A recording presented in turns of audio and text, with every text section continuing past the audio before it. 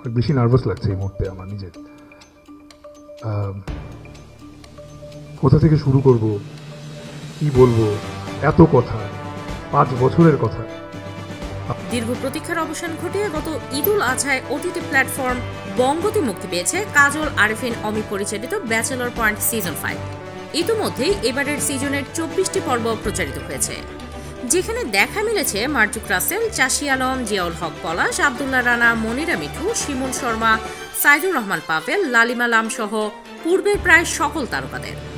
তবে ভক্তদের জন্য চমক হচ্ছে 5ম সিজনে আবারও ব্যাচেলরদের ফ্ল্যাটে ফিরছেন অভিনেতা তৌসিফ আহমেদ নেহাল। মাঝখানে কিছু ব্যক্তিগত কারণ ও পরিচালকের সঙ্গে দূরত্বের কারণে ব্যাচেলর পয়েন্ট থেকে দূরে ছিলেন তৌসিফ, তবে তাদের সেই দূরত্ব মিটেছে। 5ম সিজন থেকেই আবারও ফিরছে ধারাবাহিকের জনপ্রিয় নেহাল চরিত্রটি। মঙ্গলবার এক সংবাদ সম্মেলনে এই বিষয়টি আনুষ্ঠানিকভাবে ঘোষণা দিয়েছেন পরিচালক কাজল আরেফিন অমি।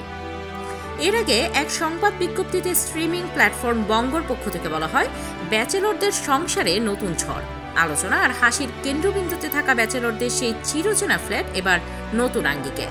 বন্ধুত্ব, আড্ডা আর দৈনন্দিন জীবনের খুঁটিনাটি ঝামেলার যে গল্প দর্শকদের আপন করে নিয়েছিল, সেই গল্পেরই নতুন অধ্যায় শুরু হতে চলেছে। আগের পর্বগুলোর রেশ কাটতে না কাটতে এবার আসছে আরও জমজমাট সব ঘটনা। গল্প প্রসঙ্গে বঙ্গর ভাষ্য, একমাত্র কর্মচারী শিমুলকে নিয়ে পাশার ব্যবসার পরিসর বাড়ছে ঠিকই, কিন্তু এই অগ্রযাত্রার শেষ কোথায়? হাবুর গোছানো সংসারে বসরা জাকিরের প্রবেশ যেন এক নতুন ঝড়ের পূর্বাভাস দিচ্ছে। অন্যদিকে লামিয়াকে ঘিরে শিমুল আর জাকিরের দ্বন্দ্ব এখন প্রকাশ্য যুদ্ধে রূপ নিয়েছে।